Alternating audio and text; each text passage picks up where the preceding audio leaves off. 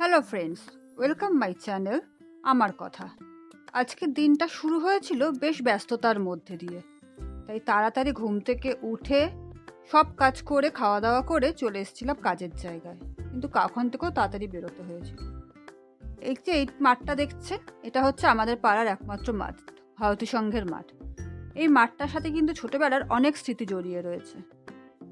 এই যে মাঠটা হচ্ছে আমার দোকান, আসলে আমার বাবার দোকান। এই দোকানটা স্থাপন হয়েছিল আমার দাদুর বাবার আমলে। তখন অন্যরকম ছিল, এখন একটু অন্যরকম হয়েছে, কারণ তখন একটু টালির ছিল, পুরনো ছিল। এখন এটাকে একটু মডিফাই করা হয়েছে। আবার এই দোকানটা মূলত আমার বাবাই চালায়, আমি এসে শুধু একটু সাহায্য করি মাত্র, যতটুকুনি পারি আর কি, যতটুকুনি আমার ক্ষমতা, সেই দিয়েই যেটুকুনি সাহায্য করার করি, কারণ এটাই আমার বাবার খুব প্রিয় জিনিস।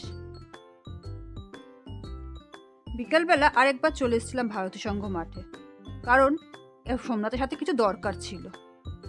অনেক কিছু পাল্টে গেছে মাঠের, পুরনো স্মৃতিগুলো আবার যেন চোখের সামনে ভেসে ভেসে উঠছিল, ভালোই লাগলো। তারপরে বাড়ি এসে দেখলাম সোমনাথ কফি বানাচ্ছে। বরের হাতে এক কাপ গরম গরম কফির কিন্তু মজাই আলাদা, আর সোমনাথ কফিটাও বানায় দারুণ। তাই আমিও টুক করে আমার কাপ নিয়ে চলে আসলাম কফি খেতে। আর এই যে দেখুন সোমনাথ কি সুন্দর কফি বানাচ্ছে। রাতে বেশি কিছু না, ওরা খেয়েছে মুড়ি ঘন্ট, আর আমি খেলাম আলু সেদ্ধ দিয়ে রুটি, সঙ্গে একটা করে ডিমের পোচ, যেটা আমার আর সোমনাথ দুজনেরই খুব পছন্দ। আজকে এইটুকু, আবার আপনার সাথে দেখা হবে পরের ব্লগে। টাটা।